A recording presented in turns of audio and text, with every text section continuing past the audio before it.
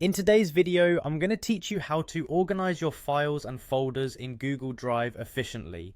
We all know how cluttered our digital spaces can become, and gaining control over this can profoundly enhance both productivity and peace of mind. Let's dive into the simple yet effective steps you can take to make sure your Google Drive stays neat, organized, and exactly how you want it. To get started, you'll first need to navigate to your Google Drive. You can easily do this by opening your preferred web browser and heading over to drive.google.com. Make sure you're logged into your Google account to access your files.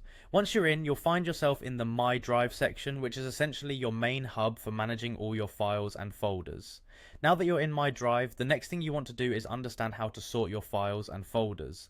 This is a foundational step towards organization because sorting them effectively allows you to find things quickly without unnecessary searching. If you take a look at the top of your files list, you'll see a column header that says last modified. Clicking on this header will sort your files and folders by the date they were last modified. This is extremely useful if you want to see your most recently worked on files at the top of your list. What's great about Google Drive is that it offers various sorting options to suit your specific needs.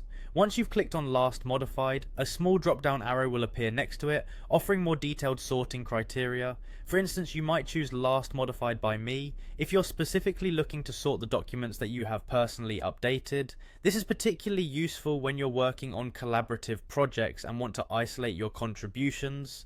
Alternatively, you could opt for Last Opened by Me if you're trying to access something you've recently viewed but not necessarily modified. Staying organized is all about tailoring the tools to your needs, and Google Drive offers the flexibility to do just that.